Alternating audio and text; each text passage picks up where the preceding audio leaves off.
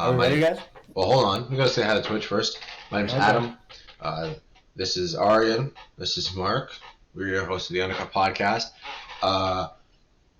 We're back for another episode. We're gonna start recording very shortly. So get comfy, get some hot chocolate, maybe vodka shots, maybe a little bit of both. A little bit of White Russian in you. A little bit of White Russian. I gotta show you guys this first. So I got the Fanatec Formula V2. I saw that on your story. Because I got the carbon magnetic shifter paddles. Can you guys hear that? Can you hear that on Twitch, everyone? I was just a little bit of... Adam doesn't need a strip club to get himself off because he has carbon magnetic shifter wheels. Yeah, I have my carbon fiber Fanatec paddles. Alright. Yeah, so I just thought I'd show you guys that and show Twitch as well. Alright, Twitch, we have no viewers, so I don't know who the fuck I'm talking to. But Twitch, all of our viewers. Hey, John, 1673, thanks for the compliment, man. I'm pretending that they can't see the actual comments on our Twitch replay. But yeah, Frank the _ formula, thank you very much for listening, tuning in. Wow, that was fucking good. Yours appreciated. _ formula. Yep. All right, hold on. Let me pull up my notes. Okay, you can start anytime, Mark. Just count me down. All right. And we are live in 3, 2, 1. Welcome back. Hello, everyone. My name is Adam Lyons. I am once again joined today by Mark Gould and Aryan. Guys, how's it Hello. How's it going, everyone? We are. How's it going? We are, of course, your host of the Undercut Podcast, the one and only, for our 27th episode, which is the Spanish Grand Prix race review. Over a half a year of episodes. Congratulations. This is my 4th episode. Wow. Yeah, wow. Already? The time flies, eh? Yeah. Ferris Bueller once said, if life comes at you fast, if you don't stop and look around every once in a while, Lewis Hamilton will go right past you. I'm pretty sure that's what he said. It's just an upsetting I think race. that's exactly what he said. Yes, but nonetheless, we are back. We are reviewing the 2019 Hungarian Grand Prix on today's episode. What a race it was. Max Verstappen and Red Bull foolishly went for the one stop. I think you may have got the wrong race. Oh, sorry. You know what? Oh, I hate when that happens. You didn't just give it to him, man. Yeah. Because, Red Bull leading on lap 1. Tight track, hard to overtake, high downforce. They burn through their tires using the one stop. Mercedes smartly goes for the 2 stop. Catches up. Bottas is off in Neverland doing whatever. What else is new? Yeah, so the races had their parallels, but no, we are reviewing the 2021 Spanish Grand Prix, the one that I told everyone that was going to be boring. I said, if you're going to miss a race, it might as well be this one. And I regret that because it was an exciting race, at least for me. It might be the first time ever. Yeah, if you're a Haas fan, it actually was still an exciting race. If you're if you're an Alpine fan, that was an exciting race for fans all across the globe. Yeah, I think we. Unless you go ahead. I think we didn't expect that much overtaking, but actually a lot of overtaking did happen. Yeah, for sure. I didn't expect that 4-person Alonso, Vettel, Stroll, and Gasly battle. Yeah, midfield for battle. 10th. We have these drivers that aren't really performing well in their car. Their cars aren't performing well this season. You have Aston Martin. I almost said Racing Point, who was fighting for 3rd in the championship and should have gotten 3rd last year. Who's struggling to find points this year. Let me tell you, I really do think that has a lot to do with the fact that they didn't just straight up carbon copy a Mercedes car from a year past. Yeah, True. pretty much. So you know what I mean? Okay, I wasn't expecting them to have that great of a season because there's only so much you can do when you're building your own car. Yeah. I think at this point they know that it's easier to invest for next year than this year. Well, that's what most teams are doing, right? Ferrari said the same Yeah. thing in the off season. So did Haas. So did Williams. That's what everyone's doing. I don't get investing in next year. I don't get this. Haas said they won't be upgrading their car at all this entire season. Nope. And what they had in Bahrain was their max. But maybe Mick's just a great driver, but Mick's got a lot faster in that car. Yeah, I think that has something to do with the fact that he's getting more comfortable in an F1 car in general. Not just you know what I mean. Bahrain was his first race. Yeah. Yeah, that's exactly my opinion. I just don't think that he was at his full. I don't think he's still at his full potential, but I think he's growing as a driver. But I think that just shows the talent that he actually is, because it's been 4 races, 3 races, Yep. how long? 4, yeah, 4 races, yeah. Been 4 races, and he's already, and with the Haas car being that bad, it shouldn't even be. I think it was what it could be lapped by the Mercedes every single lap of the race. Yeah, It being that bad, he still can compete with the Alfa Romeos and the so-called Aston Martins, I think, and Williams as well. Yeah, he's a little bit behind, obviously, the Alfa Romeos and the Aston Martins, but qualified ahead of Latifi. So the entirety of Markham, because he is from Markham, Ontario, Markham's very own, was erupting in anger. No, he made his way up to 16th off the start. Struggled a little bit. Obviously, blue flags are a big factor. Like, people are really going to hate on Nikita Mazepin this race, and I'm going to be included in that. He was like 48 seconds behind. But a lot of that is like blue flags. Like, you lose 2 or 3 seconds with blue flags. But yeah, I think when Haas said they aren't updating the car, I don't necessarily think that was true. Like, I don't think they're just kind of leaving the drivers and the team kind of out to dry as they look at 2022. I think what they're mainly focusing on 2022, but you can notice there's small tweaks, small changes. But I think a lot of it lies within Mick Schumacher's ability to understand the car. Like, understanding the car and how it behaves around certain corners is so important to building your setup. And obviously, building this setup is very important to going quickly, because if you have an unbalanced car with a poor setup, you're not going to be very fast. You saw that in Monaco 2017 or 18 with Hamilton, qualified 8th or 13th or something, just because he could not figure out the balance of that car, and he fixed it for the race a little bit. But so this is something that Mick Schumacher, I think, is learning very well. He's also done a lot of laps around Spain. He knows the corners. He knows the track. The same could be said for Bahrain, but it was his first race in an F1 car. But Imola and Portimao, he's never been to those tracks, or at least not that I know of. He might have been to Imola in like an F3 or something like that, but I don't think that's true. For Ferrari private test, I think. Still, that's not the same as driving an F1 car on that track. Exactly. But Spain, he's been to the track. He's done the laps. Although it wasn't an F2 car, and the F1 and F2 are different. But you just know the layout. You kind of know what to expect a little bit more, and you might understand the setup. A little later, the corners, yourself, the car. And he's finished he's pretty much finished, or he has finished every race he's started in. So he's gotten lots of miles on the car, and just building that confidence. Probably he's a young kid, probably a lot of time in the sim as well. And yeah, he had a very spectacular race. It was clean, not a lot of mistakes. Made it to the end, finished way ahead of his teammate, and fought for 15th, 16th. And he was able to compete. It wasn't that just the car is very bad, but his driving kind of overshadowed how bad the car was. Yeah. Because he was hitting the corners, he's hitting the apex perfectly. He was gaining time, and he showed he can actually be behind other F1 cars and compete. It's just that the car is very bad in the long run that he couldn't actually cement a 16th or 15th place. But yeah, I was insanely impressed with Mick. I mean, I knew he always had talent winning F2. I know, and not winning, but he came through the entire setup of the junior formulas. He's one of the academy drivers of Ferrari. I knew he has a lot of talent. And I think it's it's really great to see what Ferrari's team would look like in a couple of years with Callum Islet. We're looking at Mick Schumacher. Charles Leclerc will be very young.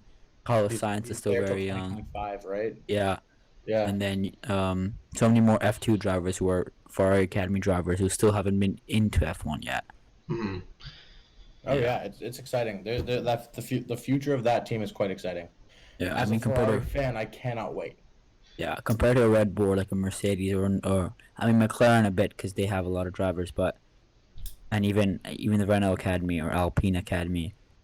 Is this still called Renault or is this still called Alpine Academy now? I think I don't know. It's probably Alpine. I believe it would be Alpine. Alpine, yeah. But Ferrari's always had a knack, it seems like, of finding good younger drivers for their academy and not using them. Yeah. For the longest time, Ferrari was a big fan of taking a bunch of really experienced old drivers. Think about their lineup in the last 10 years, or the last 15 years, even after Alonso or after Schumacher. They had Raikkonen, who had been in Formula One a long time, and Felipe Massa, and Fernando Alonso, and Sebastian Vettel. And the first time they went with a young driver in a long time was Charles Leclerc. And that's worked out tremendously for them. So then bringing in another semi-young driver, you could say, in Carlos Sainz. Young but experienced. It's be working out. Yeah, young but experienced. Yeah. I think next year, I mean, in my opinion, I think we'll talk about this next week because we have the time and we can talk about where these drivers will move, where we can see the driver grid moving next year. I mean, but if Haas isn't at the level we can compete in the midfield, I generally think that Mick will move to an Alpha, like the Alfa Romeo team, or even be a Ferrari driver if things go amazing this season. I don't think he'll drive for Ferrari. We'll talk about this more in depth next week, like you said. I don't think he'll drive for Ferrari next year. Isn't Carlos Sainz under a 2-year contract? No, 1 year. Yeah. It's only 1 year? It's only one. I think every new driver this year is on a 1 year and then an extension. Are you sure? I think that's what most drivers do. I think Carlos is on a 2-year. Might be wrong. I'm pretty sure Mick Schumacher. I might not know everything about F1, but I know Mick Schumacher. End of 2022. Mick Schumacher will definitely not race in Ferrari next year, and perhaps not the year after. We really need to see how he progresses this year. I fully agree. I think that so Sainz is under contract until the end of 2022. So he signed a 2-year contract, and he will be there that long. Maybe longer, depending on how well Mick performs. Carlos has been doing really well this season because the way Leclerc kind of got that seat after only 1 year was he had standout performances pretty much from the go. You saw a lot of mistakes, but you saw like a P6 finish in Baku or like a top 10 finish in Baku. You saw points here and there. He had amazing races, and he showed a lot of that skill where Raikkonen was kind of coming to the end of his career and he was not delivering with Ferrari. So they needed... Raikkonen finished P3 in 2018 in his last year for Ferrari. Yeah, but he was delivering. I think they knew there's no future. You said that he was old. He was almost done. It was the end of his career, and you could see that he was just going to decline from there. But I think they saw at that point if they have to compete with the likes of Mercedes and Red Bull and be on the tops of the podium again, you need someone who's young, who's willing to take the risks, and can be the same level that Seb was performing at that point. Or better. But anyway, moving back to this race and not the next races in the future, because we will get to those as the season progresses. So if you're listening, make sure you keep listening, because we will cover all of the stuff we've just talked about in way more depth. But the start. Let's talk about the start. So after qualifying, if you follow us on TikTok at the Undercut Pod, you saw my live reaction to qualifying with Max P2, Hamilton on pole. First of all, congratulations on a century of poles. He has as many pole positions as Max Verstappen has races at Red Bull, and he's been racing every race since Spain 2016. Yeah, that is impressive, an unbelievable, absolutely amazing. And absolutely amazing. Anyone that says that he's lucky with the car or it's just simply not true. 100 pole positions is an unbelievable It's an unbelievable feat. I won't go as far as saying that it's simply not true. If he had a bad car, he definitely wouldn't have goals, but you cannot take away from the talent that man has. Okay, yeah, if he was in a Williams, then maybe probably not 100. Even if even in Williams, he would still get points. Mm-hmm. Yeah, absolutely. He can. At that point, you will be pushed up to a good car. But those caliber drivers don't end up in a Williams. No offense, George Russell. Exactly. Yeah, sorry, George. Like, you don't have a Lewis Hamilton or a Charles Leclerc is not sitting in a Sauber for his entire career. He got moved to Ferrari. Hamilton was signed when he was like 12 years old right off the boot to McLaren, and so 100 pole positions, unbelievable. Not luck at all. Maybe one or two pole positions here or there. Might have got lucky, but if you're qualifying second and you get bumped up because someone got a penalty, that's not luck because you're still qualifying second. So unbelievable. Yeah. But what wasn't so lucky was getting absolutely, I was about to swear, but absolutely bullied by Max Verstappen off that start. I couldn't believe it. That turn one overtake. Oh, I can watch that for days. Yeah. I can watch that for days. Twice we've seen that from Max Verstappen this year, which is unbelievable. In 2018, 19, he was known as like the bad starts guy. He was like the Mark Webber. Bad start, good finish. This year, unbelievable start. Yeah, he's been incredible off the line. That was I have a chance of winning this championship, so I need to seize every opportunity I have. I the fuel of Art and Senna. Art and Senna fueling me to go for a gap that exists, and he went for it, and it really paid off. Lewis Hamilton, I think he caught him off by surprise. Hamilton didn't cover him off. I think he should have covered him off, but I just don't think he really had the reaction time, and I think in his mirrors he saw Verstappen was close, and he didn't want to pull like a Roman Grosjean in Bahrain last year where he goes to cut him off, to cover him off, and he ends up in the barrier because it would have been a bad accident. But yeah, Verstappen got up. Going on with that one. He broke way later, pushed him way off. It was a very legal move. Some people were speculating that it wasn't legal, but it was definitely a legal move. A little bit rude and a little bit of a bully. But hey, when you're fighting for championships, that's what you got to do. That's what Hamilton does. That's what Vettel did in 2010 to 2014. That's what Schumacher did. So those are the kind of moves you have to make. Yeah. Fortunately, it didn't work out. But I firmly believe if Hamilton didn't get overtaken by Max, it would have been a very different race. Hamilton would have walked away with it, made his one stop like he always does, and it just would have been a very different race. What do you guys think? Yeah. I fully agree. I don't know how you can disagree with that. If Hamilton wins that start and ends up in first place, he's walking away with it like he usually does. There's no chance anyone's catching him. Absolutely. There's no argument there from my end. Yeah, and thankfully it didn't happen, and now we have a race on our hands. It was a lot like Hungary, but that suspense was insane. But moving on. Yeah, I was just gonna say that even the start, for example, Ricardo at the start as well. I think Red Bull makes good starters because Carlos Sainz started pretty decently as well. Yeah. I think Red Bull Academy just like everyone can just be good at starts. Yeah, the Red Bull Academy, they know how to make. Maybe that's something they focus on back at the factory. Maybe. But so the next kind of thing that happened because Max Verstappen second and a half ahead. So Yuki Tsunoda, almost tears. Yeah, he left the track in tears. Lap 9, his car just shut off. Just no explanation. He was driving, everything was fine, and then it went just to sleep mode. Must have pressed the power button or something because I have no idea what happened. No clue.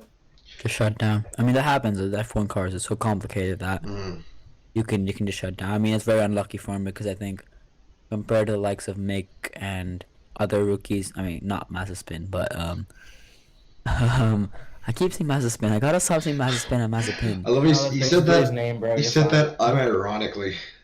And then he said, I just want to say Mazepin again. I almost said it. But yeah, I think compared to Mick, at least for a rookie driver, he hasn't had a lot of mileage in that car because he hasn't done as much as other drivers have, and I think he hasn't found the groove of that car yet. I think he just needs a few more races under his belt where he can like have a clean race, not be like not of course battle, but have a nice and clean race where you're just in the points. I think he needs that more because the AlphaTauri has the pace. I think we've seen that as even with the pit stop penalty that he had, the 5-second penalty he had, he was pretty quick as well. He could overtake every single in midfield. Yeah, what a race from Gasly. AlphaTauri's had a pretty good year. I think for Tsunoda, Tsunoda he just needs to get some mileage, like as a rookie. Or you mentioned he just really needs mileage. He had a really bad qualifying and a little bit of an outburst after qualifying, which is something you really shouldn't see from a rookie. Like something that you almost expect to see from a hot-headed 20-year-old rookie, but not something that you should see is like, it's not my fault, like this car sucks. He's like, what's going on with the car? And then after the qualifying, he was like, oh yeah, I'm not giving the same car as Pierre.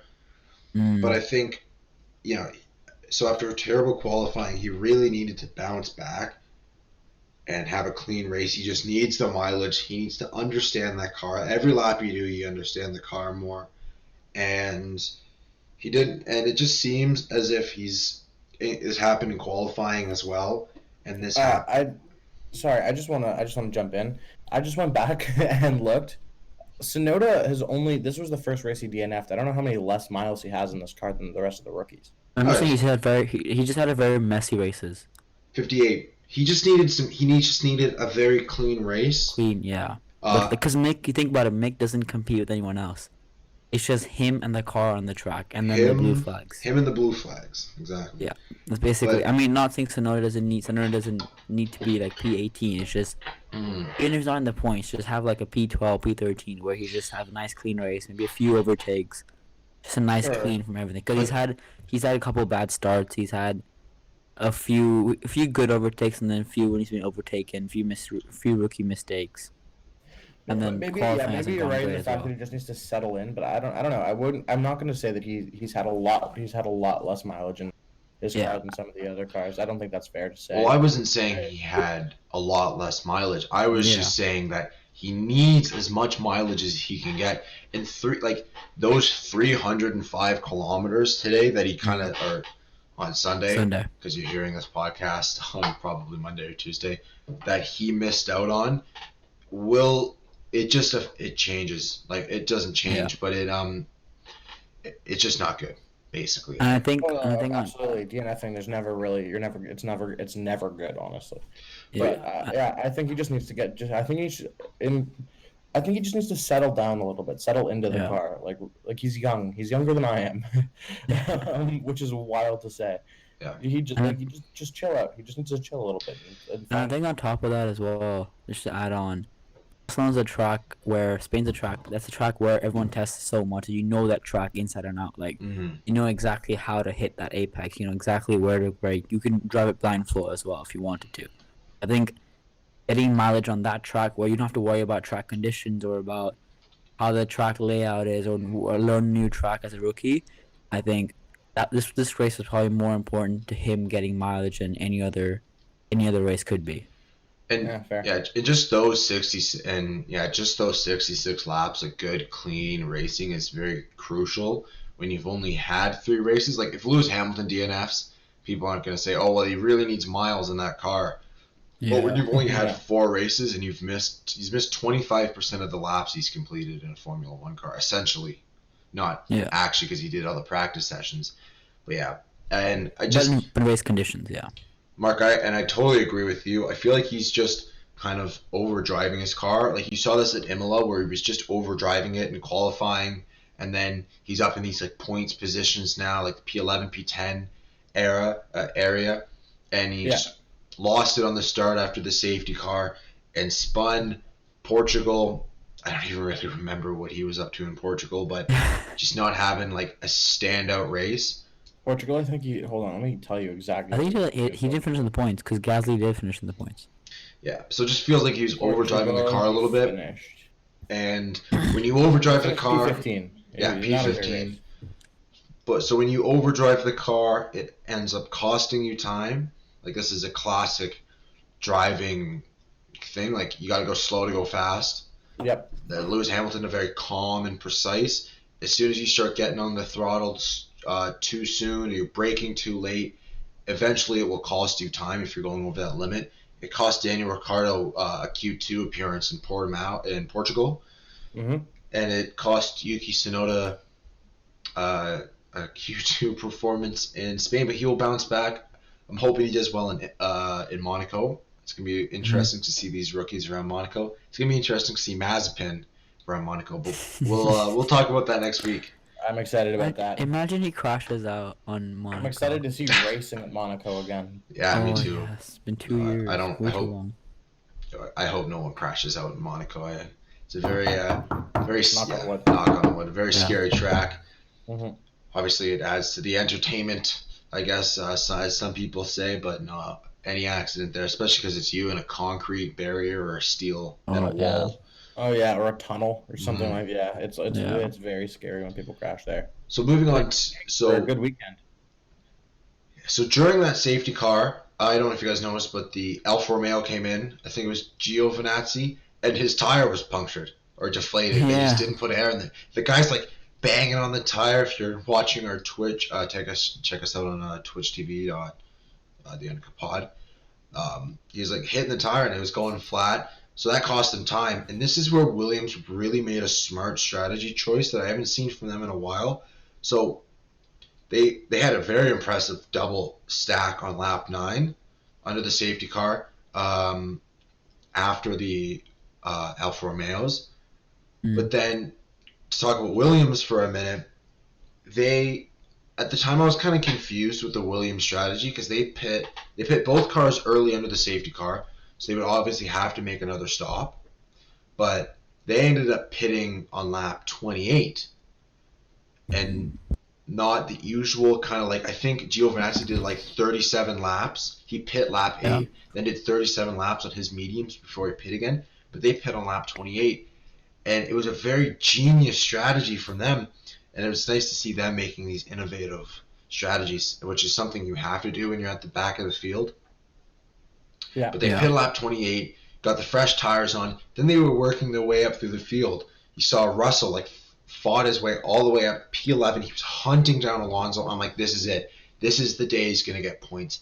Finally, but then they hit a brick wall. Like those tires hit, like they went off the cliff hard. And he sunk to P15. Latifi. I don't think it was just the tires, though. I think I remember this clear as day. Russell said, "Guys, I think the wind is picking up," and we know the wind is when wind comes in, the Williams it's a Haas. Yeah, straightforward. It's a Haas. But I think, I remember seeing a graphic as well. The wind was picking up at the time when Russell started dropping off. I think it was a combination of tires being really old and the wind picking up that just made it undrivable for him. Yeah, he finished P14. Nothing impeccable at the end of that race for him. But yeah, obviously, it was sad to see him fall. Yeah, obviously the tires were because they pit early. That second stint or that third stint, I guess, was going to be a big stretch.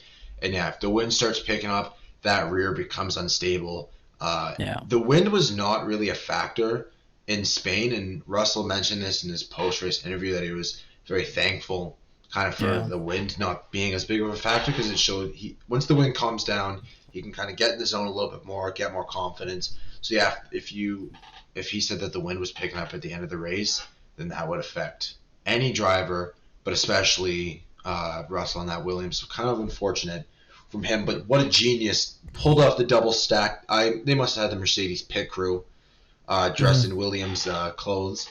And a very smart strategy that didn't work out for them, unfortunately. Like, it barely worked out. I think on the second or third last lap was when Russell's tires just absolutely hit a cliff, and he went down like 4 spots.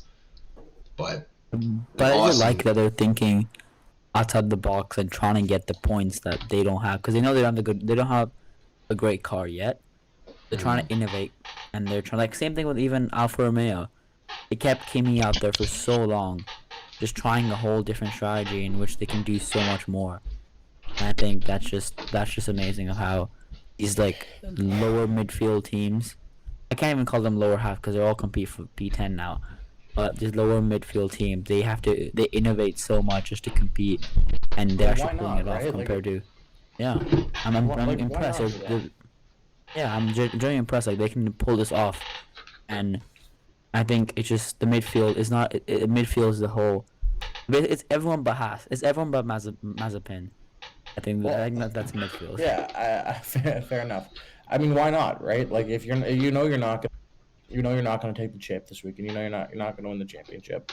Why not innovate a little bit? Why not try something new? Try to see what works and what doesn't. I would do the exact same thing if I was those teams. Well, Mark, exactly. I wouldn't lose hope on Haas though. They'll come back in the second half of the season. You think that it's going to be a Mercedes Haas 2 or be a Haas Mercedes one? Haas Mercedes. They're definitely a second half of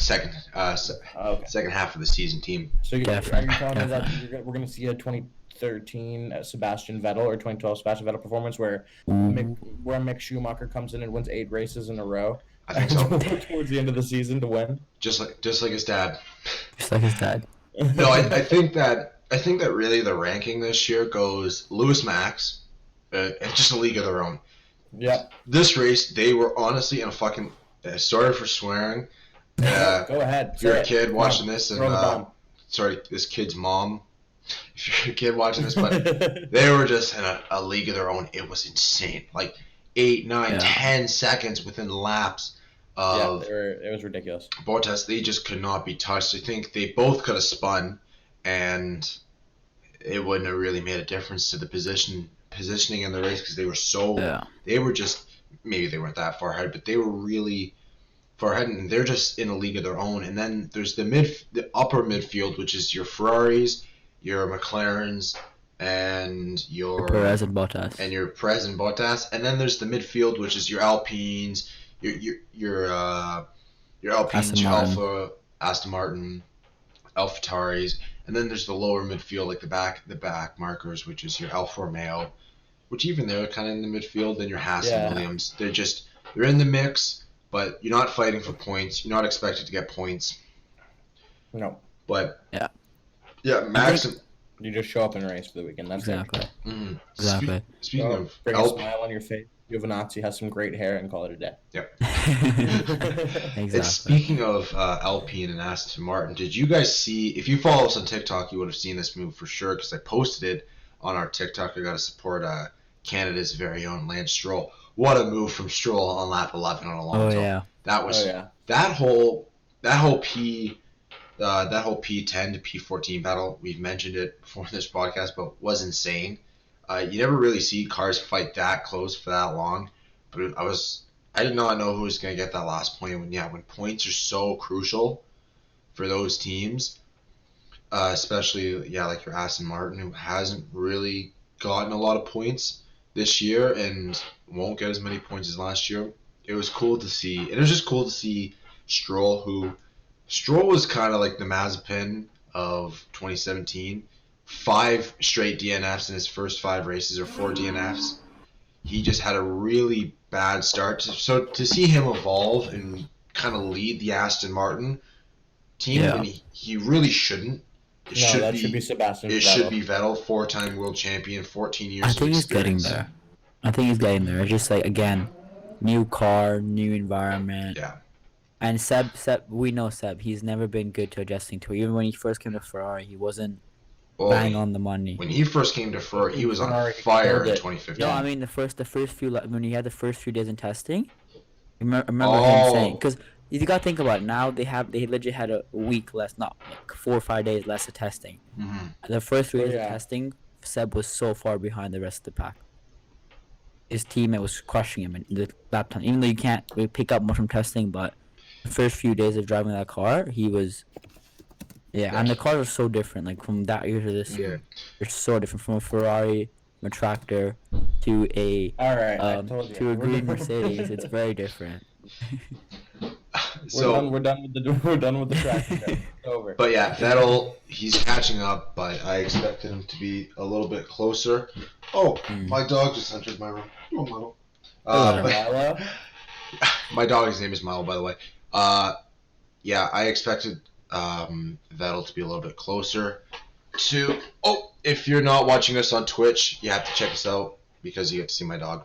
Anyway, I expect him to be a little bit closer to Stroll by now. You're 4 races in. He has 13 years of experience, 14 years of experience. But anyway, Stroll, what a move. He sold the dummy up the inside. He had Alonso going up that turn 1, 2, going into turn 4. Oh, the fire alarm was just going off. Well, okay, I was gonna say I thought that was just me.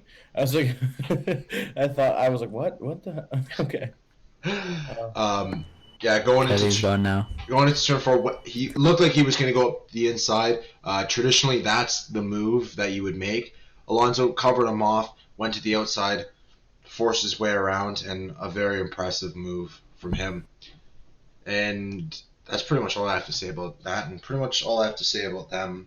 For now, he's been pretty impressive this season, though, Lance Stroll, I have to say. Yeah, absolutely. He has. Okay, question. Do you guys think that Red Bull's only losing out is because they can't think of a great strategy? Like, for example, in my opinion, I don't think the Mercedes have the best car in the grid. I do think they're very close, and I think Hamilton's just a little bit better driver than Max is currently. But I feel that Mercedes just know how to use their strategy because they've been winning positions. They know how to play the strategy card really well. I think Red Bull is slowly learning how to create great strategies. Because I don't think it was hard to predict that Max would struggle with his tires in the end. And I don't think that, I mean, no one, I know us as fans shouldn't be thinking about is Hamilton pitting right now. But I think the experts at Red Bull should have been thinking, because it happened to them before. It's not like it hasn't happened in F1 before. We've seen Hamilton do the exact same thing in Hungary in 2018, 2019. And we've seen that happen before. Do you guys think that Red Bull need to work on their strategy in order to compete with Mercedes? So I have an answer for you. Yes. I think that I do, however, think that the Mercedes is still substantially, not substantially, but it is still better than the Red Bull. I think it's the best car on the track still. And I do agree with you that Lewis is still a better driver than Max. Marginally, I wouldn't give him much, but I think his career totals can speak for themselves. In saying that, but I agree. Yeah, they do have to work on their strategy. If they're gonna win consistently. I also think that Lewis is just Lewis, and his team strategy has something to do with it. Yes, but he's also Lewis, so he has a knack for winning. He's the winningest most driver in Formula One for a reason. Yeah, if that makes any sense to you guys. I kind of have similar thoughts. Like I firmly believe that teams win championships. Drivers don't really win championships. Well, they obviously do, and they have a massive part in it. But, Max is 98% of the way there. And where the 2% that, Hamilton and Mercedes make the difference is the days like today. This was really apparent in 2017, and this is the reason that Ferrari lost out on the championship in 2017. It was the strategies. Poor strategy calls, unreliability in qualifying, crucial mistakes. Portimao, this was massive. I think I gave Max a little too much praise. I let a little bit of my bias get in the way. He cost himself pole position, should have gotten pole, fastest lap, and possibly a win, all because of track extending and just those mistakes. And I think not recognizing that they should have pit. I heard Will Buxton say if ands and buts, if ifs and buts were cookies and nuts, then it'd be a wonderful Christmas because we can point fingers really easily. But I did want to talk about the strategy because that was the kind of the biggest talking point of the race. Sorry, Aryan, to just answer your question before we talk about that was.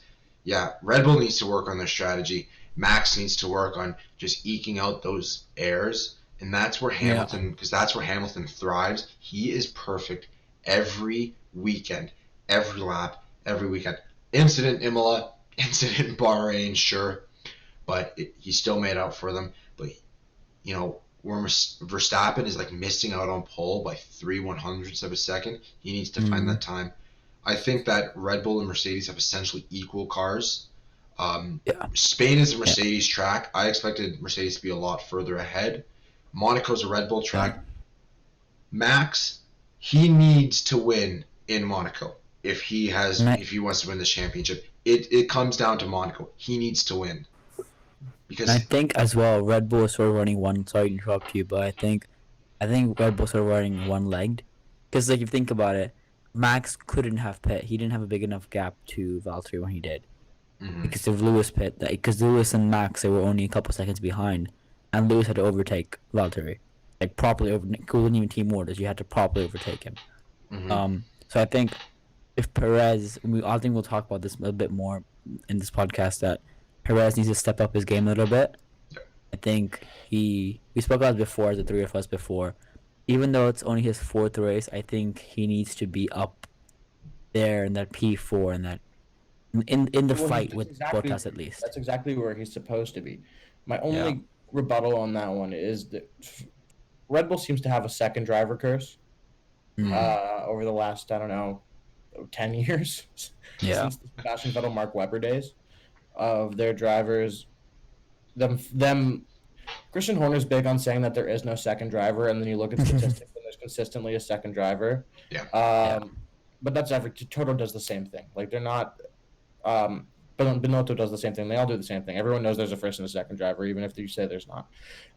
Actually, the one exception to that is the old, like when Nico and Lewis were at Mercedes, they were both so talented and McLaren, I think, with Ricciardo and Norris. Maybe that's a good one too. But so in recent years, we'll go back to Red Bull. I think they have, and you obviously don't know what's going on inside of Red Bull HQ, and I'm not there to witness it. But maybe they got to give a little more to Checo as well, in the sense that like, that car is max focused. Everyone knows that car is max focused, and they're fighting for that championship, and they want Max to get that championship. But if you want Checo to be where he needs to be this fast, maybe they need to help him out a little bit instead of leaving him out to dry, because I have a feeling that Red Bull likes to win wants to win right now. And they did the same thing with Gasly in 2019, where they gave him 9 races and sent him right down. Brought up Albon, who then ate shit for a year and a half and just took the backseat again. Maybe it's Red Bull and not Checo that's the issue. Just food for thought. Well, I disagree with Mark. I do believe, I think it's a little bit of both. Max Verstappen has been in the team since 2016. He's had 100 races to kind of build that car around him. But Gasly hasn't been able to build the car towards his style, neither did Albon. So Max has been there to give the feedback. But Checo, Bahrain, I'll cut him a little slack. It wasn't a great race, but his first race in the Red Bull, a lot of pressure. Imola, he shows he has the pace of Max. He shows he has the pace to be P2, and then he fell off during the race. A new track he's never raced before, and the car he doesn't understand. Sure, same thing with Portugal. Portugal, he did his job. This race, he doesn't need to be in P2 or P3 or 4 seconds behind Max. He just needs to be in the Mercedes pit window, so when Hamilton pits the second time, because this is what happened in Hungary, because I'm not cutting Checo any slack. I'm going to be a little bit harsh on him. I'll give him a little sympathy in qualifying because of his shoulder injury. But this is the kind of racing that got Gasly cut from the team. It's the kind of racing that got Albon cut from the team, and it is the kind of racing that's going to get Checo cut from the team. He needs to be 20 seconds behind, maximum. If he's 20 seconds behind and he finishes P4, P5, that's perfect. It's good enough. You're going to get the championship points. obviously you want Checo to fight for wins and stuff, but Max has the championship capability. He has the pace. If he just irons out the small mistakes he's making, and Red Bull kind of, they need to be making the strategy calls that catches Mercedes off guard. If they're doing that. But Checo, he just was not in that position, so Hamilton was able to pit, had no one in front of him that could fight him, besides Bottas, and he just came up in the same thing that happened in Hungary in 2019, and that was, if you guys remember, that was Gasly's last race in the Red Bull. Yeah. Which was not a coincidence. I think Checo knows this as well. And I think this time's a little bit different than the times of Alex and Pierre, because we've seen how good Checo is. He is a race winner. Yeah. And Gasly's a race winner, yes, but Checo is he's been a podium getter. He's been a podium. He's been competing for podiums with the Racing Point when he was at the team. He's fast. We know he's fast. We know he can be incredible with tire management. I think he knows that if he doesn't pull his socks up in the next couple of races, there's a possibility of shifting a few drivers. And knowing Red Bull, he's definitely not going to get cut. He definitely won't get cut. No, I mean for next season, not for this season. Because I know this season practically impossible. There's no one left to actually. I don't think they're going to shift. Who are they going to cut for? They could possibly bring back Alex, but that's very doubtful. Perez is in. Maybe Pierre, but Perez. Yeah, maybe Pierre. Checo's going to stay there. Yeah, Perez is in. Checo will stay there for sure. I'm just saying that he needs. I think he knows that as long as he has a Red Bull seat, as long as he can be within a pit window of Max and trouble the Mercedes, he knows he has a seat next year. And when Max doesn't have a good weekend, or when Mercedes, say Valtteri or Lewis, don't have a great weekend, capitalize on that and get that extra podium. Okay, I agree. I think he needs to be all of those things. My whole thing is like, at what point do we stop blaming the second driver who and they're all consistently underperforming since Danny Rick, and start giving a little bit more to the team who's clearly not helping him get where he needs to be. If they're all consistently underperforming. Well, I don't really know kind of what goes on. Well, no one does. I think watch behind the scenes. I agree. I think I agree with that, because if it happened just with Pierre and then Alex didn't happen as much, and it happened with Checo right now, I'll be like, yeah, okay, that's fine, because like it might just be the drive. Maybe Checo doesn't like the Red Bull car. Pierre didn't like the Red Bull car. But even when we saw when Max was coming in the last season for Ricardo dropped off a little bit than the previous season, because I do think Red Bull knows how it is with Ferrari. That Charles is their number one driver. Charles will always be the number one driver. He is there for now, for a while. Yeah. I mean, for now, yeah. I think they know that Charles is the number one driver. He is the prodigy child. Same thing with Max as well, I think. But I think, I think I agree. Oh, yeah, for sure. Yeah. I think I agree to the point that we have to start looking at, is it actually Red Bull's fault or is it actually second driver's fault? But I think the real answer is it's both. I think that's where the real answer is the fact that it's actually both. It's the driver and the team's fault. But after 4 drivers, this would be number 4 of that happening if he continues to like fall off. I think we shift the blame a little more from the driver to the team. And I know Adam, I know you don't agree with that.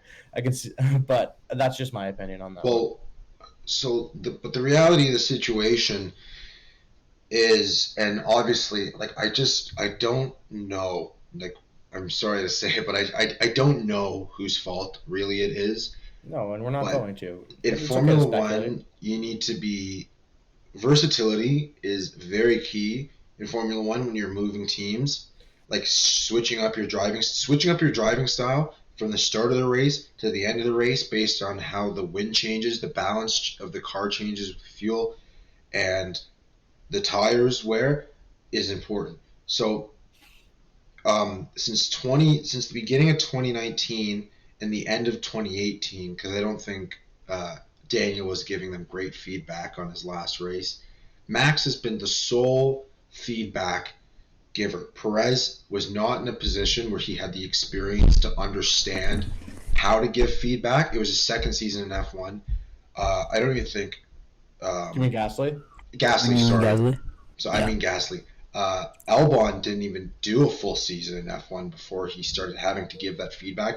So it's just been a Max giving feedback. So they're only looking at Max's feedback seriously, and they're building the car around him. So that's kind of what happens. But when Perez comes in, he just, and I'm not saying he needs to do this overnight, but just to adapt to the car. And if you need to change your driving style, this is something that Lewis Hamilton was quoted as saying was part of the reason he's had 100 poles and what it takes to be the best and what it takes to be in Formula One is the versatility and changing your driving style almost completely. And all the greatest Formula One drivers have been able to do this. And so Perez really needs to change his driving style a little bit to fit that Red Bull more. He needs to be a little bit more comfortable in that Red Bull. And, I cut him a lot of slack in Bahrain. I cut him a lot of slack in Imola. It was a rainy race. Hasn't really done a lot of laps around that track. But Spain, he's done thousands of laps, like literally thousands of laps. Literally thousands. I don't know why I emphasize the T so much. But he's done thousands of laps, and he just should have been at least P4. Yeah. He just needed 20 seconds. Being 20 seconds behind your teammate is pretty bad. But it's Max and Hamilton, it's fine though. But it would have been good enough. He just needed to cover off. But meanwhile, he's mucking around in P8. He took him. I will say though, getting in P4 when Leclerc has a race like Leclerc has a weekend like Leclerc did this weekend is not an easy feat. Yeah. Yeah, and perhaps but the Red Bull's a lot faster than the Ferrari. Yeah, that has to be said. He finished. Even how good Leclerc is in that Ferrari, the Red Bull is a lot faster than the. Oh, there's no arguing that. But even still, the weekend that guy had, this weekend, is I don't know. I think he deserved to be where he was, if not higher. Very true. Run. Yeah, Perez finished. He did finish P5, which granted is like a pretty good position. It just took way too long to pass Ricciardo. Although his overtake on Ricciardo, I will give him credit, was the move of the weekend for me. Oh my god, unbelievable! It was and Ricciardo's known as the late breaker. Mm-hmm. If you're late breaking on the late breaker, you're doing something right. That was really well done. Yeah, but to summarize, the reason, most of the reason that Red Bull really got screwed for Mercedes in that race is because they didn't have a second driver 20 seconds behind to cover off. Because maybe Hamilton wouldn't have gone for that two-stop strategy if he knew Perez had the possibility of being in his pit window. Yeah. So even if Perez was like, say the pit window was 24 seconds. Say he was 26, 27 seconds. If a slight little thing goes wrong, the Mercedes won't risk it when they can get a P2, P3. Yeah. Because in the end, they are constructors. They're not a driver championship team. Mm-hmm. So they'd rather take the P2, P3 than have a P4, P3. Yeah, so will Hamilton make that risk now, or Mercedes going to make that risk? No. And that's what they did. They did that in Hungary. They could make the risk. They had the area. So Hamilton pits. Yeah. Worst case scenario, he finishes P2 anyway. He had to make that pit stop if he wanted to pass Max and hold him off. And that's what he did and won him the race. Why do you guys think that Red Bull didn't pit the lap after Hamilton did? Why didn't Verstappen pit a lap after? Well, I know that they didn't have enough tires in the first place. Mm-hmm.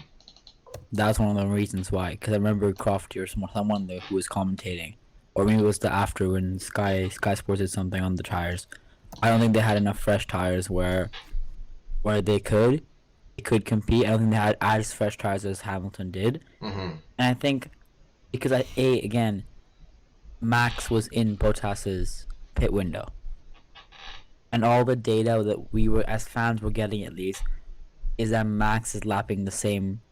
Valtteri is lapping the same laps as Bottas. Valtteri is lapping the same as Max is. Yeah. So I think, it was a risky. I think it should have been. I think they should have pit because they want to go for the win. Mm-hmm. And if Bottas wins and Max gets a P2,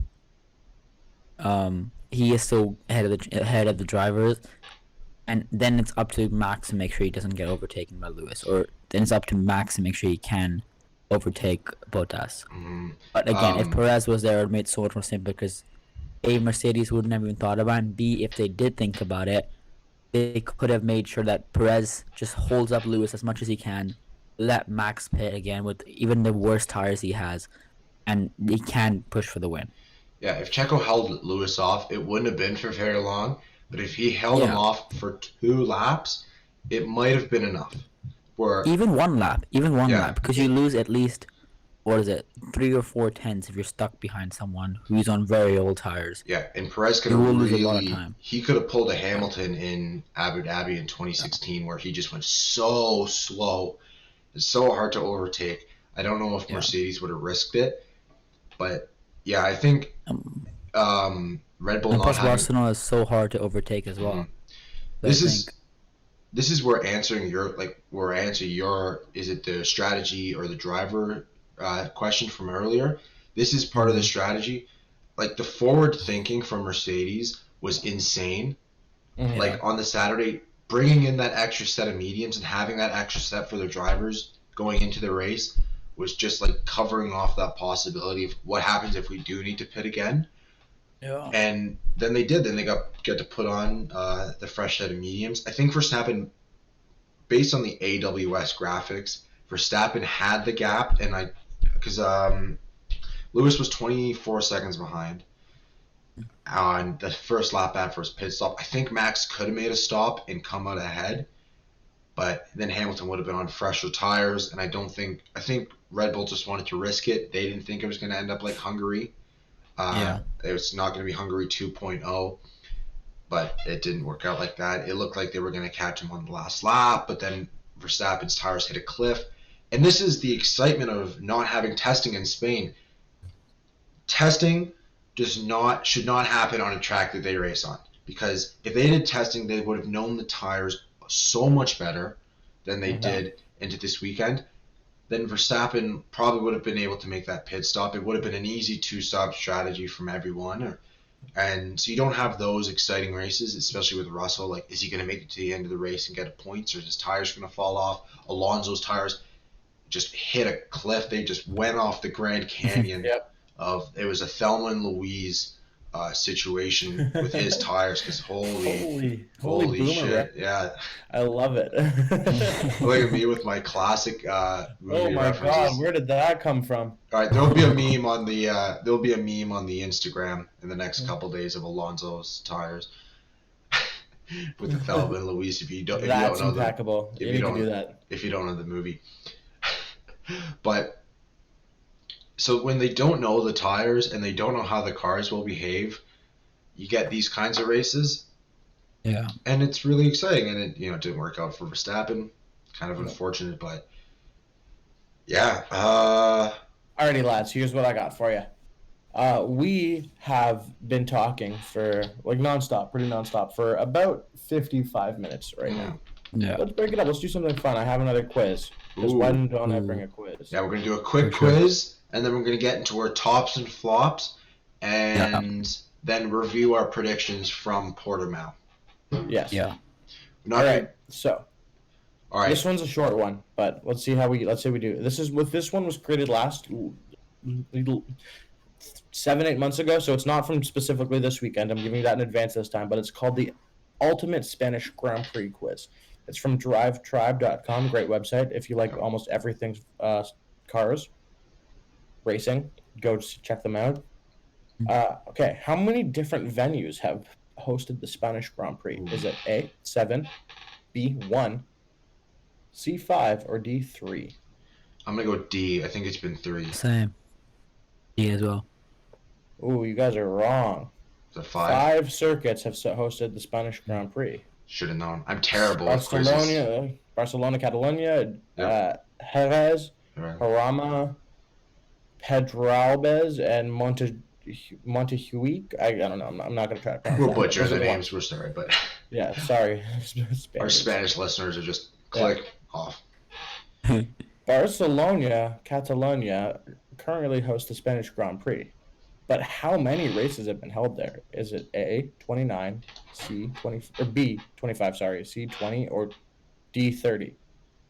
29, 20, 25, or 30? Yeah. B. I'm going to go 25. I think it's been 25. They've been racing here since the 9. It might even be 20. It's 20 or 25. I don't think it's been 30. Aryan, you agree? I'd say B. 25. The answer is 29 races.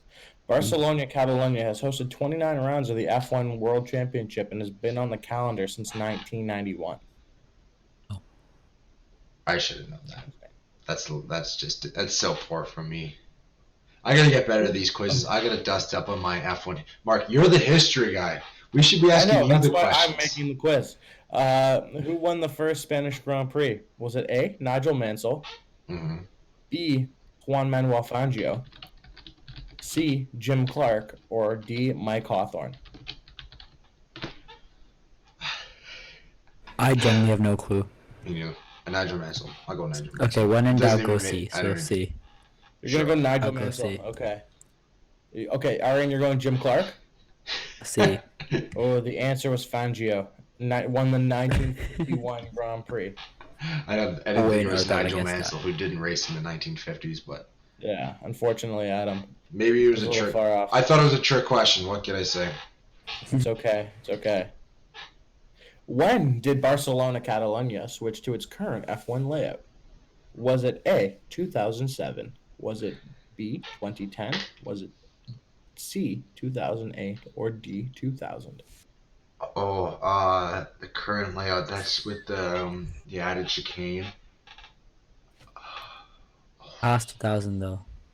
Oh, for sure. I saw. It's not 2000. It's not 2000. Was it? I'll go 2010. 2010? Aryan, what about you? I'm not. 10 as well. It might be 7. Oh, it was 2007. In 2007, a chicane was added at the end of the lap to help slow the cars down. Yeah. I should have known. Adam, I should have known. Not gonna lie. You're 0 for 4. Oh, this is my worst. You guys are. Hamilton's. This is the biggest F1 monstrosity to ever happen. The best F1 driver of all time. Well, like a shock victory back in 2012. Pastor Maldonado. Who came second? Fernando Alonso. Was it A? It was Fernando Alonso. Hamilton? Was it But B, it was Fernando Jenson Alonso. Button? Was it C, Alonso. Sebastian Vettel? Or was it D, Fernando Alonso? It's Fernando Alonso. The 2007 thing It was Fernando Wow. Alonso. I only know that. Alonso came second at this home race, while Kimi Räikkönen rounded off the podium in third place. Because there's the picture of them holding him up. That's the picture. That's exactly what I'm looking at right now. His face is like, he has a very monotone look on his face, like he's unimpressed. Both of them do. Pastor Maldonado is just hands up, like he just won the championship. He's crying. He's like, woo! But the 2000, go back to that last question. The 2007 thing makes sense. That was in the era, I think 2006, of the Indianapolis terrible race controversy. So it makes sense that they added a chicane because those cars went really fast around there. Oh yeah. And it was a very bad decision, and I firmly believe they need to reevaluate that. I don't think they should take away the chicane and just have it straight, but I think making it a lot less of a terrible corner and making it better will drastically improve the racing.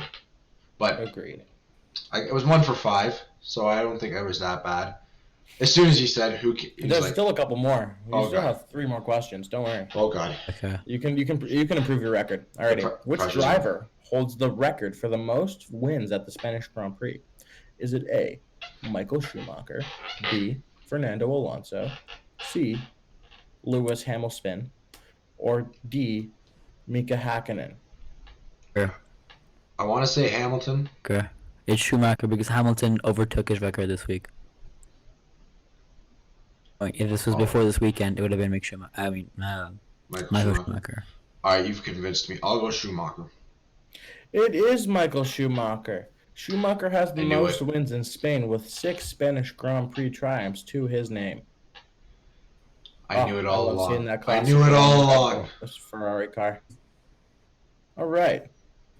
Who holds the official lap record at the Circuit de Barcelona Catalunya? I think Michael Schumacher. Remember, this was created before this year.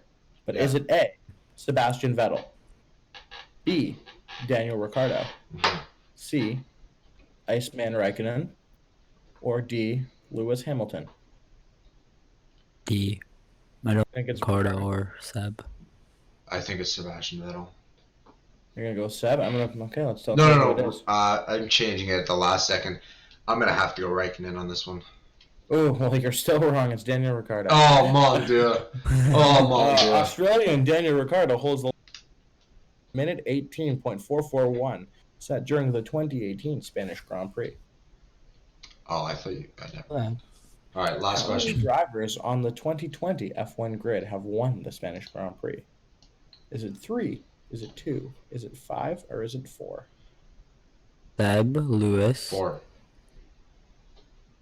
Who's fourth one? It would have been Seb, Lewis, Alonso. Nope. Alonso didn't race in 2020. Oh, on the grid currently. Oh, this is 2020. Seb, Lewis, Verstappen, Kimi. I don't know. Did Verstappen win 2018? Oh, he won in 2016. Yeah, then he's won. Yeah, 4. I'll go 4. I don't know if Kimi is actually. You're correct. Wow. It's Kimi Raikkonen, Sebastian Vettel, Lewis Hamilton, Verstappen have all won the Spanish Grand Prix, which means that 5 have won it as of 2021 because we have Fernando back. I could pick up the F1 steering wheel. I am still worthy. I feel like Thor in Avengers Endgame. Adam, you scored a 3 out of 7. Oh God, it was so bad today. I'll come back stronger next time. Aryan, you scored a 50% barely pass at a 4 out of 7. Oh, that's all I care about. 4, out of 8. Sorry, so Adam, you got a 3 out of 8, and Aryan. Unfortunate, but it happens, and congratulations, everyone. That was our quiz for this week. Yeah, had a real tough weekend this weekend. Just shout out to the fans. Thanks for coming out. To the entire team back at the factory. You guys did amazing. You'll get him. You'll get him next week. I'll find a little bit. The engine just let us down a bit. There wasn't enough power to catch up to me. Yeah, I just didn't have the pace to answer the questions today, so it was unfortunate. Yeah, totally. I'll tell you what, Adam. I'll make it. I'll design my own quiz for next week. On a specifically Adam knows question. Okay, perfect. When's my birthday? Because I'm not gonna get there. No, Mark, I'm coming for you. Tractor. What do you mean you're not gonna get my birthday right? I'm getting March 19th. I'm gonna get 100% of the questions right. Okay, moving on to our last segment. Last thing we're gonna talk about today is our tops and flops. Yeah. So we're gonna start with the worst. Be a little bit of a discussion. So, my worst driver by pretty far was Sergio Perez. I don't know if you guys agree. He was. Yeah, I think he had shit. I think he had a very bad week starting shit, but he had a very bad weekend. But I don't think he is the worst driver of the day. I always put Mazepin always in my top worst driver just because he's that bad, but.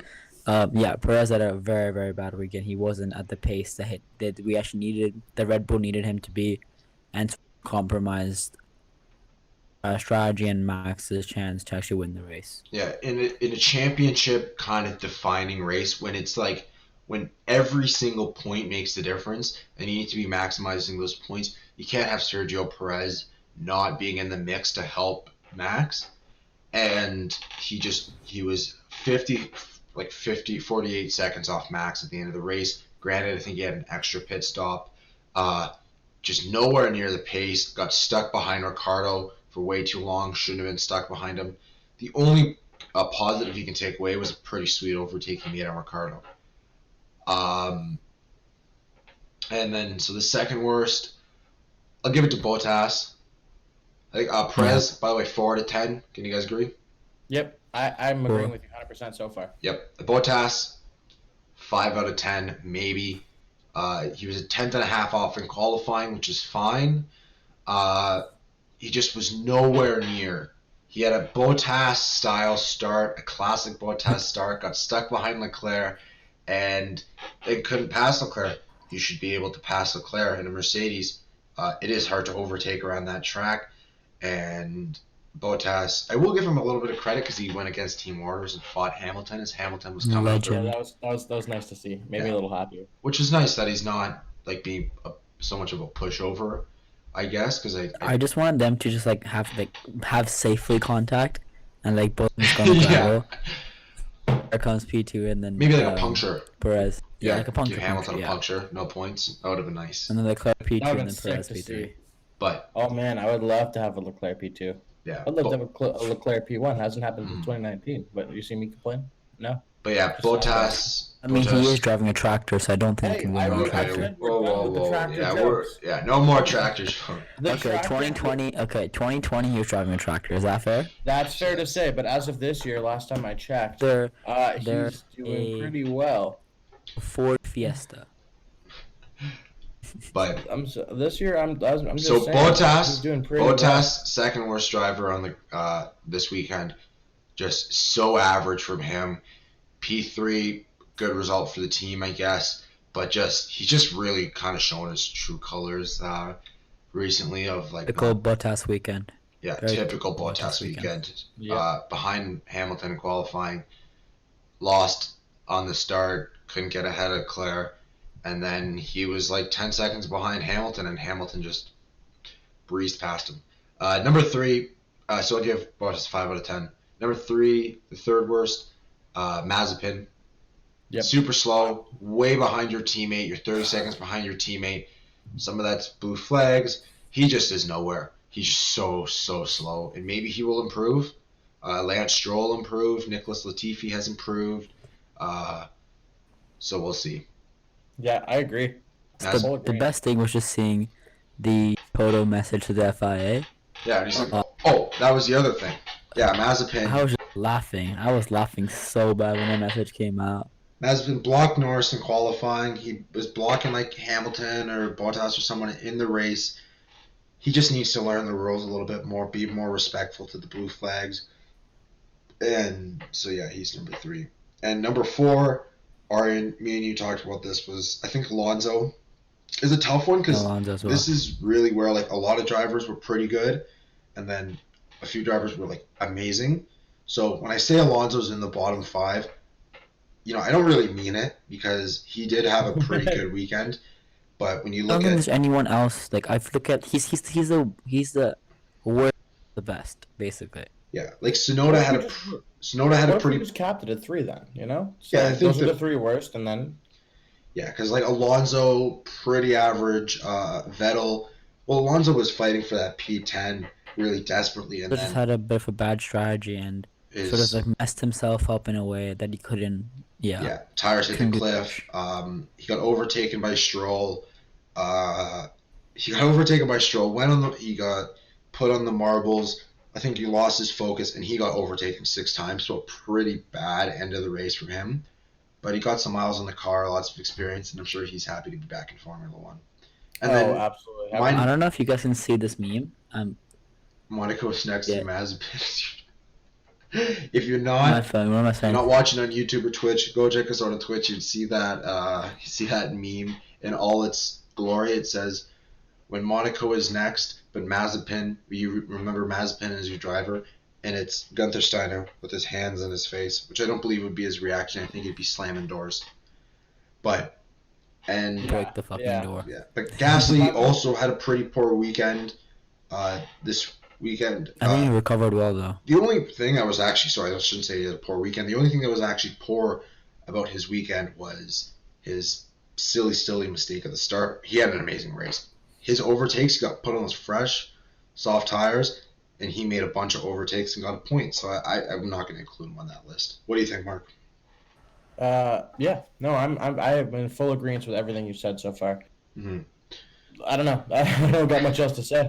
Yeah, not a lot else to say. So moving on to the tops. So those are the worst, the best. The number 1, Mark. Who was the number 1 of the weekend? We talked about this before, so there won't be much argument. It makes me so happy to say that the number 1 this weekend was Charles Leclerc. Come on, Nikita Mazepin. What? Okay, so let's all settle down for a second and talk about how incredible this Ferrari driver drove this weekend. Yeah. Fuck a tractor joke, fuck all that shit. He was number 1 this weekend. I'm so happy about it. I mean, I have to give it to Charles. I think he just drove. That car didn't deserve to be in P4. He did. Yeah. I didn't expect him to be a P4 at all. I thought Ricciardo would be there. If McLaren, it seems a lot faster, but I think Okay, Charles just outdrove. I don't know how much faster that McLaren seems than this Ferrari. Every single weekend we're seeing it. They're very close to each other. They're all closer, but I think very close. Yeah, it's closer, but I still do think that McLaren's a bit faster. Yeah. Had a very bad weekend. I don't know, man. You look at the standings. Had a bad weekend. You look at the. I think they're like they're like the Mercedes and Red Bull. I think Mercedes just McLaren right now is 5 points above Ferrari, and as far as the driver standings go, Norris is 1 point ahead of Leclerc right now, and we'll see how that goes into Monaco. Mm. And Ricciardo's 4 points ahead of Sainz, but who knows? We're still really early in the season, but they're close. Leclerc 10 out of 10. His Q3 lap, wasn't perfect. No. But he had an amazing start, overtaking Bottas, and he just drove the friggin' wheels off that thing. It was pretty good. And to put him over Hamilton, when Hamilton had a weekend like he did, you have to have a good performance, and we all agree. Yeah. So, number 2, of course, Lewis Hamilton, 100 poles, his 100th pole. The strategy, pulled off the strategy perfectly. He always kind of seemed one step behind Verstappen, and then he seemed one step ahead. He had the confidence to go longer on those softs. Then he had the confidence to make the pit stop. Not a lot of drivers would want to be 22 seconds behind your rival with 21 laps to go, but he has the experience. It was 9 out of 10 performance from him. Perfect. Yeah. Well, and then perfect. I would say Max is next. Yep. Yeah. Mark, what do you think of Max? I agree. I think Max had a great race. Mm-hmm. I think we literally talked about this whole night. His team strategy was not 100% there, but overall, his start was incredible. He led the race until lap 60 out of 66. He's just not Lewis. Is all I have to say for that race. Yeah, it wasn't. I say jokingly, but he had a great race. He just his strategy and his tires and everything, it all failed on him towards the end. Yeah, Verstappen. He's Max. Yeah, when you say he's not Lewis, he's pretty close this weekend. He's 3/100ths behind in qualifying. He jumped him on the start, bullied him out of P1, which that was great. I was screaming. I was screaming in my living room the race was at 9 a.m. You must have loved that one. Yeah, I woke basically my entire family up, just absolutely screaming. Verstappen, he seemed one step ahead of Hamilton. Yeah, they didn't get it right with the strategy. It's a little bit his fault. It's a little bit Red Bull. Yeah. Nothing really else he could have done. He was driving as fast as Hamilton, but didn't win, so we placed him below 9 out of 10. Number 4, Ricciardo. Not a lot to say. Nice and easy. Outqualified his teammate, outpaced him in the race. 8 out of 10. Drove really well. Good start. Yep. Good finish. Good start. He held Sergio. Start to finish for Danny Rick. Held Sergio Perez up, and Sergio Perez really had to do the most to make that overtake. He did not make that easy, and pretty good weekend. Not a lot of complaints. He seemed more control over his car. He had moments where he really, felt in control. Like you could just see it on his onboards where he really was hitting apexes properly and really going through those corners like the old Honey Badger. And then you had other moments where it wasn't so great, but a pretty good performance. So 8 out of 10. Absolutely. Really quick, honorable mention, Mick Schumacher. Definitely not going to be in the top 4. But already spoke about him. I had a great race. Yeah, great race. Start competing where the Haas belong. Mm-hmm. Yeah, great race. He went up to 16th on the start. Super impressive. Out-qualified a Williams. There's not a lot more you can ask for. He took advantage of knowing that circuit. So, exactly. Moving on to our predictions. So my predictions from last week were Max will finish P2. Give me a point, baby. I called it, unfortunately. I was almost wrong. I would have liked to be wrong. And Bottas will not finish in the points. He did finish in the points. He even got on the podium, but I really wish I really thought he was not going to finish in the points. I thought it was going to be just that slow. Would have gotten caught behind, slow pit stop. You know what can happen. That was a bit of a stretch, though.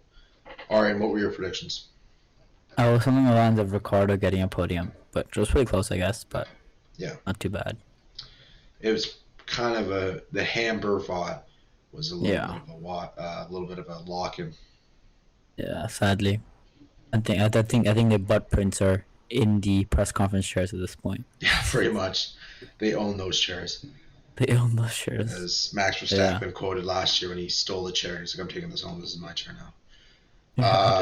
And Mark, your prediction was I couldn't have been farther off. I said that Fernando Alonso was going to end up on a podium, and he finished 17th. So very close. Just only 14 places away. Yeah, very close. So close.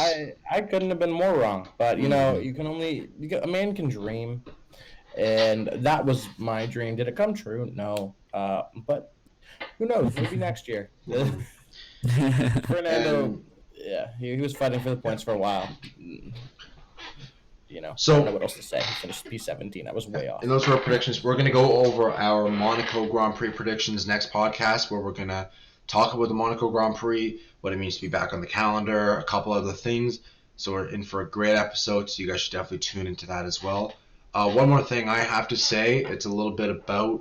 Actually, no, I'm going to save it for the next podcast. I've decided I'm going to save it. Save it. It's a pretty bold statement, but I think it's one that is definitely... Say it now. We'll talk about it the first thing in that podcast. Yeah, I said it on this podcast already. Max, he needs to win Monaco, or he's not going to win the championship. This is a champion-defining race for him. Hamilton's 14 points ahead. He needs to win. Keep her there. Keep he Keep needs to everything else for the next just say podcast. it. I That's already what want to we're talk gonna about end it. everyone? Basically, the next Monaco Grand Prix is a championship-defining race. Yeah. Basically. I already That's went. the one. Thank Tune you in. guys for tuning in. All right. Go follow us on Instagram, Twitter, TikTok. Subscribe to our YouTube channel. Go check out our website, www.theundercutpod.ca, and all of our Follow us on socials are Twitch. The Undercut Pod. Follow us on Twitch at The Undercut Pod. And everyone have a good one. Anything else? Yep. Bye, everyone. Our socials guys. are the Undercut Pod. And thank you very much for listening. Make sure you leave a comment, leave a review on the podcast. Go to our website. Give us some feedback. If you have any questions that you want to be featured on next episode or the next upcoming episodes, let us know. And from us, the Undercut Podcast, thank you very much for listening. Yeah, have a great one, guys. Perfect. Thank you so much. Ciao. Bye, everyone. Have a great one, guys. Bye. See ya. All right. Wow. Off the air. Cool. Good Well, shit. we're still on the air. Twitch. Oh, Hi. Twitch. All 2 viewers. If you're viewing this, hi. Probably a moderator. Making sure we're not copyrighting any content. Everyone, I'm very sleepy. It's 2 a.m. everyone, get a big smile in. You gotta get those pictures for the gram. But everyone on Twitch, thank you very much for watching. If you're watching this as a replay, because it's will be up for 2 weeks. Thank you for listening and watching. And yeah, have a good evening. Yep. Or morning, afternoon, whatever you're doing, and we'll see you next week. Have a good sleep for me. Yeah. Bye, everyone. Perfect.